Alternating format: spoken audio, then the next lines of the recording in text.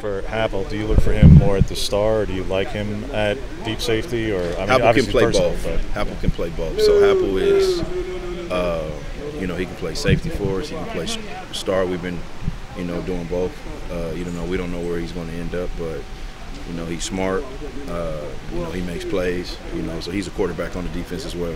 Who else is there besides those guys and Bassa? Who's next? Is it Barone technically because he did it before, or do you have a fourth and fifth guy? No, when it comes to depth chart, right, we're kind of moving guys around. So there's nothing set right now. So we're going to, just kind of see where things fit, and we're going to see what guys can do at every spot. And then once I sit down with Coach, he'll let us know, what he thinks is best for as far as who the starters are, and who the twos are. But early in camp, you always want to see guys compete.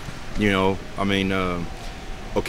have to set a depth chart sometimes, but with as many young guys as we have, you want to see guys get in with certain groups, and see guys communicate with the vets and see what they can do. So we're kind of doing that a little bit on the back end. We probably overlooked Verone a little bit, but just hearing about how much of a ball hawk he's been here this first week, I'm sure as a safeties coach that gives a couple of smiles in the film room when you're starting safeties, picking the ball off a couple times. Yeah. Oh, yeah. So that's the key, right? We want to get the football back to our offense.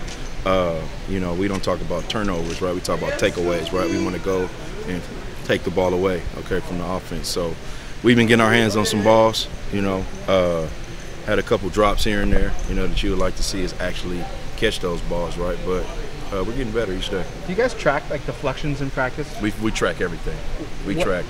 What's a typical day for deflections that you'd like to see?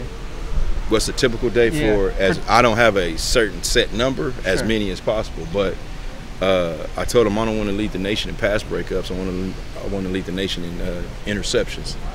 So if we can get our hands on it and hopefully catch it, right, and get off the field. When you just pass break it up, right, you're still on the field. So we want to make sure, right, we can catch these balls and get off the field.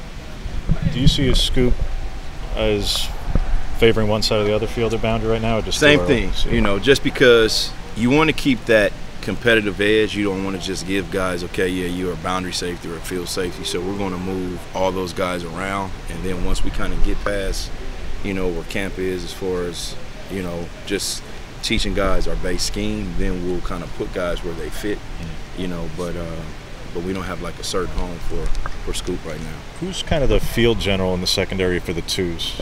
If Verone is it for the ones, who's kind of running the show for the twos? The twos is probably Addison. Addison's been playing for us. He's been playing some free safety, so he's a field general, as far as that right now. But it could be at the same time, it could be Jeff Bass at times. So we kind of switch off with that. To go back to Happel, what's the evolution of his leadership kind of been like, especially being probably one of the older, if not the oldest guy in that room right now? He's an old man in the room, so and he's not old obviously, but as far as age, he's the oldest in there.